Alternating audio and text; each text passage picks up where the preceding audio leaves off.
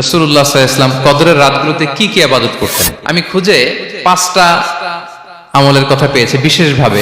রাসূল সাল্লাল্লাহু আলাইহি ওয়াসাল্লাম বলেছেন, মান হুরিমা খায়রাহা ফাকাদ হুরিম, যে কদরের বরকত থেকে খায়ের থেকে বঞ্চিত হলো সে আসলেই বঞ্চিত। হি ইজ দ্য লুজার, সে হতভাগা, সে পোড়া কপাল, সে বঞ্চিত। লাস্ট 10 days অফ রমাদান খুব গুরুত্বপূর্ণ, সবচেয়ে the cream time of Ramadan. I repeat, এটা রমাদানের একেবারে মাহেন্দ্রক্ষণ। এই 10 দিনের যে কোনো 10 রাতের যে কোনো রাত কদর হয়ে যেতে পারে, বিশেষ করে অড নাইটস গুলো 21, 23, 25, 27 এবং 29, যে কোনো দিন হয়ে যেতে পারে কদর। সো বুদ্ধিমানের কাজ হচ্ছে আমরা যেন রমাদানের শেষ 10 রাতে লাগাতার একইভাবে একই স্পিডে আমরা যেন ইবাদত করি। কোন রাতে বেশি করলাম, হয়তো 27 রাতে আমি খুব ভাব গাম্ভীর্য নিয়ে খুব আবেগ নিয়ে ইবাদত করলাম, কিন্তু হয়ে যেতে পারে যে এবছর কদর ছিল 25 রাত, হতে পারে না? পারে। তো আমরা তো মিস করে ফেললাম। তো আমরা যেন মিস না করি। বুদ্ধিমানের কাজ হবে সমান তালে ইবাদত করা। এবং এটা এত গুরুত্বপূর্ণ, রাসূল সাল্লাল্লাহু আলাইহি ওয়াসাল্লাম এত এমফাসাইজ করে কোন রাতের কথা বলেনি। আরবি মাস অনুযায়ী 354টা রাতের মধ্যে সবচাইতে শ্রেষ্ঠ রাত, সবচাইতে শ্রেষ্ঠ রাত সূর্য ডোবার পর থেকে হাত্তা মাতলাইল ফাজর, ফজরের সূচনা লগ্ন পর্যন্ত শান্তিময় এ রাত, বরকতের এ রাত। রাসূল সাল্লাল্লাহু আলাইহি ওয়াসাল্লাম বলেছেন, মান হুরিমা খায়রাহা ফাকাদ হুরিম, যে কদরের বরকত থেকে খায়ের থেকে বঞ্চিত হলো সে আসলেই বঞ্চিত। হি ইজ দ্য লুজার, সে হতভাগা, সে পোড়া কপাল, সে বঞ্চিত। মান হুরিমা খায়রাহা ফাকাদ হুরিম, যে কদর পেল না সে হতভাগা। এখন আমরা কি হতভাগা হতে চাই? আমরা তো শুরুতে অনেক হোপফুল ছিলাম, এত এত ব্লেসিংস, এত এত বরকত, রহমতের ফলগু ধারায় আমরা প্লাবিত হচ্ছি রমাদানে। তা আমরা তো হতভাগা হতে চাই না।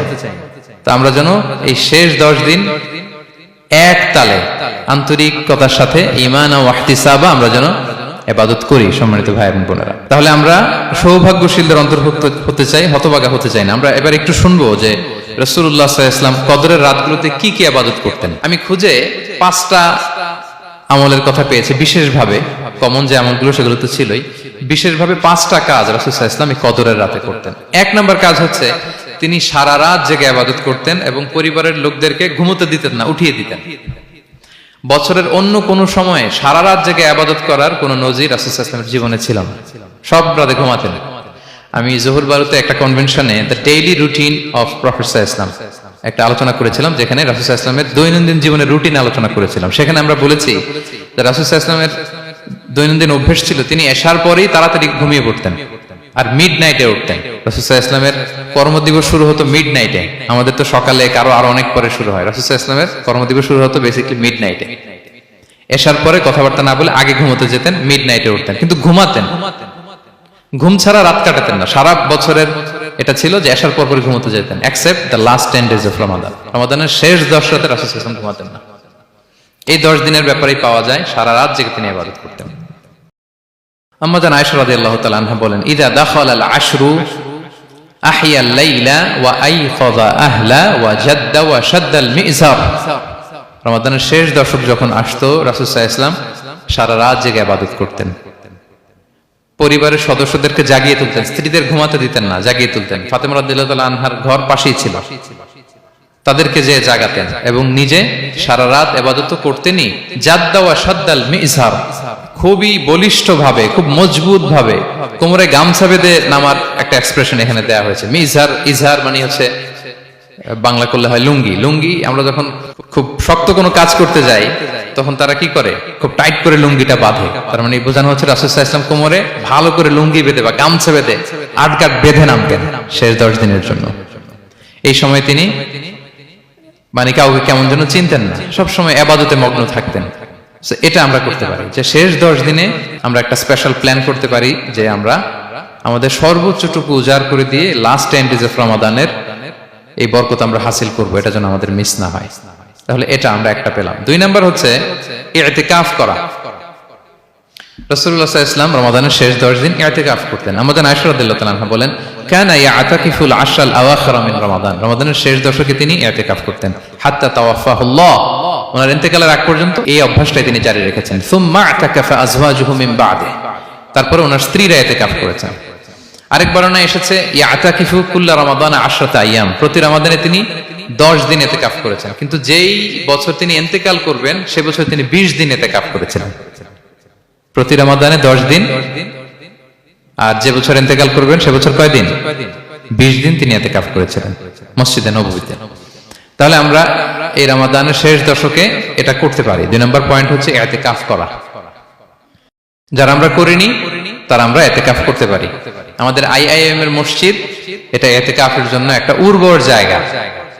আমরা যখন এই ক্যাম্পাসে ছিলাম তখন দেখেছি যে এখানকার ইতিকাফের পরিবেশ যে এত সুন্দর এটা কল্পনাই করা যায় না। অসাধারণ পরিবেশ। আপনি যদি ইতিকাফ নাও করেন, রাত 2টা বা 3টার দিকে সেন্ট্রাল মস্কে এসে বসে থাকলেও হবে। রাত 2টা 3টার দিকে এসে বসে থাকলে দেখবেন যে কেউ সেজদায় পড়ে কান্না করতেছে, কেউ হালাকা করতেছে, কেউ তাসবিহ পড়তেছে, কেউ কোরআন তেলাওয়াত করতেছে।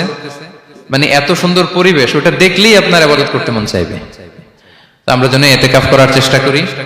ইতিকাফ করতে না পারলে শেষ দশকের রাতগুলো যেন মসজিদে কাটানোর চেষ্টা করি, তা না পারলেও বাসায় যেন এই রাতগুলো আমরা মিস না করি।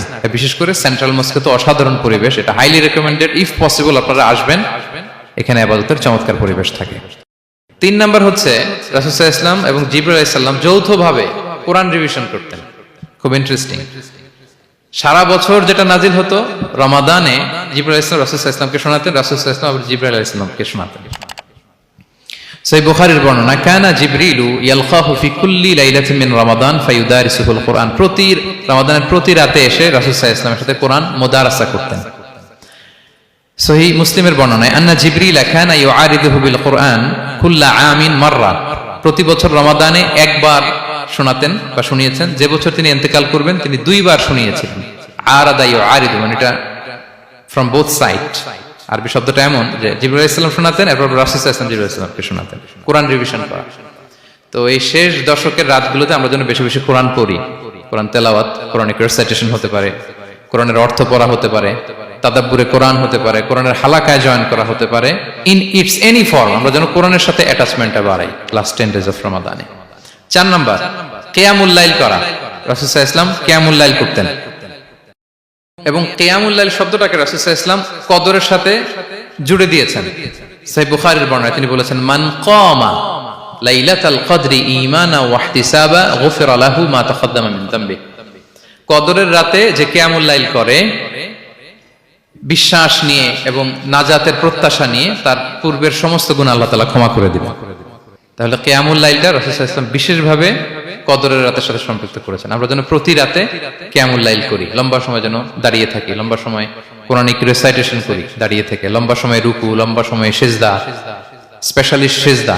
আখরাবু মা ইয়াকুনুল আবদু মির রাব্বিহি ওয়া হুয়া সাজিদ ফাআকসিরু ফিহি দুআ। বান্দা যখন সিজদায় থাকে আল্লাহ সবচেয়ে কাছে থাকে। তো আমরা তো আল্লাহর সবচেয়ে কাছে যেতে চাই এই ক্রিম টাইমটাতে, কি বলেন? আমরা যেন লম্বা সময় সিজদাতে থাকি। কিন্তু আমাদের অনেকের যেটা হয়, নামাজে তাড়াহুড়ো, অনেকের সব ব্যস্ততা যখন নামাজে দাঁড়াই এরকম হয়ে যায়। রাসূল সাল্লাল্লাহু আলাইহি ওয়াসাল্লামের সালাত যদি আমরা খেয়াল করি, বিশেষ করে কিয়ামুল লাইলে এত যে সুন্দর ছিল। আম্মাজান আয়েশা রাদিয়াল্লাহু তাআলা আনহাকে জিজ্ঞেস করা হয়েছিল যে, হে আম্মাজান, রাসূল সাল্লাল্লাহু আলাইহি ওয়াসাল্লামের কিয়ামুল লাইল কেমন ছিল, কিভাবে কিয়ামুল লাইল করতেন? আম্মাজান আয়েশা দেখেন ওনার এক্সপ্রেশনটা কত সুন্দর। তিনি বলেছেন, ফালা তাসআল আন হুসনিহিন্না ওয়া তুলিহিন্না। রাসূল সাল্লাল্লাহু আলাইহি ওয়াসাল্লামের কিয়াম যে কত সুন্দর ছিল, কত লম্বা ছিল, আমায় জিজ্ঞেস করো না, আমি বলতে পারবো না। আমরা অনেক সময় যখন খুব বেশি চমৎকার কিছু হয় তো আমরা কি বলি, ভাই এত সুন্দর ছিল আমি বোঝাতে পারবো না, এরকম বলি না যে এত অসাধারণ আমি বলে বোঝাতে পারবো না। বাংলাতেও কিন্তু আমরা বলি এত চমৎকার, বলে বোঝাতে পারবো না, শব্দের বুননে, ভাষার বুননে আমি ফুটিয়ে তুলতে পারবো না। তো আম্মাজান আয়েশা এটাই বলেছিলেন, ফালা তাসআল আন হুসনিহিন্না ওয়া তুলিহিন্না। রাসূল সাল্লাল্লাহু আলাইহি ওয়াসাল্লামের রাতের নামাজ কিয়ামুল লাইল যে কত সুন্দর ছিল, কত দীর্ঘ ছিল, লম্বা ছিল, আমায় জিজ্ঞেস করো না, আমি বলে বোঝাতে পারবো না। সুবহানাল্লাহি ওয়া বিহামদিহি। আমরা যেন লম্বা সময় কিয়ামুল লাইল করি। আম্মাজান আয়েশা রাদিয়াল্লাহু তাআলা আনহা আরো বলেন, কানা ইয়াকুমু মিনাল লাইলি হাত্তা তাতাফাত্তারা কদামা। এত দীর্ঘ সময় দাঁড়িয়ে থাকতেন, থাকতে থাকতে ওনার পা ফুলে যেত, পা দুটো ফুলে যেত। আপনিও দীর্ঘ সময় দাঁড়িয়ে দেখেন যে পায়ে ঝিম ধরে যাবে, পা ফুলে যাবে, এটা করতেন রাসূল সাল্লাল্লাহু আলাইহি ওয়াসাল্লাম। তো আম্মাজান আয়েশা বলেন, ইয়া রাসূলুল্লাহ লিমা তাসনাউ হাদা ওয়া কদ গুফিরা লাকা মা তাকাদ্দামা মিন যামবিকা মা তাআখার। আপনি এত কষ্ট কেন সহ্য করেন নিজের দেহের উপরে? আপনার তো আগের পরের সব গুনাহই মাফ। আদতে তো রাসূল সাল্লাল্লাহু আলাইহি ওয়াসাল্লামের গুনাহই নেই, তিনি নিষ্পাপ। এত কষ্ট কেন করেন? আপনার আগের পরের সবই তো মাফ করে দেয়া হয়েছে, কেন করেন? রাসূল সাল্লাল্লাহু আলাইহি ওয়াসাল্লাম উত্তর করেছেন, আফালা উহিব্বু আন আকুনা আবদান শাকুরা। আয়েশা, আমি কি শুকরগুজার বান্দা হতে পছন্দ করব না? আল্লাহ তাআলা আমাকে তার রহম এবং করমে সব মাফ করে দিয়েছেন, কিন্তু আমি কি শুকরগুজার হব না? আমি কি আমার রোলটা প্লে করব না? আমি কি নিজেকে সঁপে দেব না আল্লাহ তাআলার কাছে জায়নামাজে? তো এটা ছিল সংক্ষেপে রাসূল সাল্লাল্লাহু আলাইহি ওয়াসাল্লামের কিয়ামুল লাইলের ধরন। এভাবে তিনি দীর্ঘ সময় কিয়ামুল লাইল করতেন। আমরা যেন এটা করি। সেন্ট্রাল মস্কে কিয়ামুল লাইল এবছর নিশ্চয়ই হচ্ছে, আমরা যেন অংশগ্রহণ করি। 5 নম্বরে রাসূল সাল্লাল্লাহু আলাইহি ওয়াসাল্লাম দোয়া করতেন। এই কদরের রাতগুলোতে খুব বেশি বেশি দোয়া করতেন। দোয়া নিয়ে আমরা একটা জুমার খুতবা দিয়েছিলাম, সেখানে আমরা বলেছিলাম যে দোয়া হতে হবে খুব আন্তরিক দোয়া, রোবোটিক দোয়া যেন না হয়। আপনার আবেগ, ভালোবাসা, মনের মাধুরী মিশিয়ে, চোখের পানি মিশিয়ে, অশ্রু সিক্ত করে এই দোয়াটা করতে হবে, তাহলে সে দোয়া আল্লাহর কাছে কবুল হবে। আমরা যেন আমাদের ভাব, আবেগ সব ঢেলে দিতে পারি আমাদের দোয়াতে, আমাদের সিজদায়, আমাদের কিয়ামুল লাইলে। এবং যে কোনো ভাষায় কোরআনিক দোয়াগুলো রেকমেন্ডেড, হাদিসের মাসুরগুলো রেকমেন্ডেড। তাছাড়া আপনার নিজের ভাষায় আপনার কি চাওয়া, আপনার কি আকাঙ্ক্ষা, আপনার মনের কষ্ট, যাতনা সবকিছু আপনি আল্লাহ তাআলার কাছে পেশ করুন। এবং আম্মা জান আয়েশা জিজ্ঞেস করেছিলেন, ইয়া রাসূলুল্লাহ, আমি যদি কদর পেয়ে যাই আমি কি বলবো এই রাতে? মা আদউ, কি দোয়া করব? রাসূল সাল্লাল্লাহু আলাইহি ওয়াসাল্লাম বললেন, তাকুলিন, আয়েশা তুমি বলবে, আল্লাহুম্মা ইন্নাকা আফুউন তুহিব্বুল আফওয়া ফাআফু আন্নী। আয়েশা তুমি যদি কদরের রাত পেয়ে যাও এটা বলবে, হে আল্লাহ আপনি ক্ষমাশীল, আল্লাহ আপনি ক্ষমাকে পছন্দ করেন, আল্লাহ তাই আপনি আমায় ক্ষমা করেন। হে আল্লাহ আপনি ক্ষমাশীল, আপনি ক্ষমাকে পছন্দ করেন, আল্লাহ আপনি আমাকে ক্ষমা করেন। এই দোয়াটা আমরা যেন বেশি বেশি করি। আমার সাথে সাথে সবাই একটু পড়ুন মেহেরবানি করে। আল্লাহুম্মা ইন্নাকা আফুউন তুহিব্বুল আফওয়া ফাআফু আন্নী। আল্লাহুম্মা ইন্নাকা আফুউন তুহিব্বুল আফওয়া ফাআফু আন্নী। হে আল্লাহ আপনি ক্ষমাশীল, আপনি ক্ষমা করাকে পছন্দ করেন, আল্লাহ আমাকে ক্ষমা করেন। আমরা আমাদের নিজেদের ভাষায় অনেক দোয়া করতে পারবো, কিন্তু রাসূল সাল্লাল্লাহু আলাইহি ওয়াসাল্লামের শেখানো দোয়াগুলো এটা হচ্ছে মানে very precise in wording but comprehensive in meaning. এটার অর্থ, এটার আবেদন এটা অনেক বেশি। আমি অনেক 10টা-20টা বাক্য বলে এত সুন্দর কথা মিলাতে পারবো না। রাসূল সাল্লাল্লাহু আলাইহি ওয়াসাল্লাম যেটা শিখিয়ে দিয়েছেন, আগে আল্লাহর প্রশংসা করলাম, আল্লাহ আপনি ক্ষমাশীল, আবারও প্রশংসা, আল্লাহ আপনি তো ক্ষমা করাকে পছন্দ করেন। যেটা আপনি পছন্দ করেন না ওইটা তো চাচ্ছি না, যেটা আপনার পছন্দ, যেটা আপনি করতে ভালোবাসেন, গাফিরিয যামবি ওয়া কাবিলিত তাওব, আপনি ক্ষমা করাকে পছন্দ করেন, তওবা কবুলকে আপনি পছন্দ করেন, তো সেটাই তো চাচ্ছি আপনার কাছে, আপনি আমার তওবা কবুল করুন, আল্লাহ আপনি আমাকে ক্ষমা করুন। সো এই দোয়াটা প্রত্যেক রাতে যেন আমরা বেশি বেশি করি সম্মানিত সুধী। এবং এই যে রিমাইন্ডার গুলো শুনলাম, এটা রমাদানের পরেও যেন আমরা অব্যাহত রাখি।